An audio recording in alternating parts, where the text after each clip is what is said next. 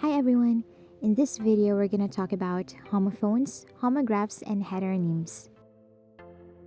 Okay, let's define some terms. Homonyms are words that have different meanings but are pronounced or spelled the same way. There are three subcategories under homonyms. We have homophones, homographs, and heteronyms. Homophones. Homo means same and phone means sound. So this means homophones are words that have the same pronunciation but may or may not have the same spelling. Next, homographs. Homo means same and graph means writing. So this means that homographs are words that have the same spelling but may or may not have the same pronunciation. And finally, we have heteronyms. Heteronyms are words that have the same spelling but with different pronunciations.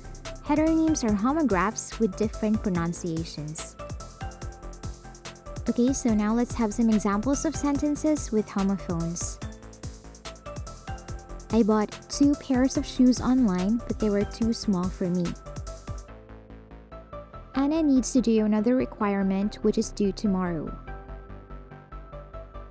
My mom taught me how to sew, so I bought my own sewing machine. Andres told me that he would cut some wood for me for my project. Marnie cites some historical sites that we can see when we visit her hometown. Now let's have some examples of sentences with homographs with the same pronunciation. I can't believe we need to pay a fine on this fine Sunday morning. She is always present in giving presents to the children in the orphanage. The children rose from their seats to give a stem of rose to their parents. I may be mean at times, but that doesn't mean I'm a bad person. Mina tried to pet her friend's pet. Okay, so now let's have some examples of sentences with homographs with different pronunciations, or what we call heteronyms. We will now desert the desert. There's a minute change in detail every minute.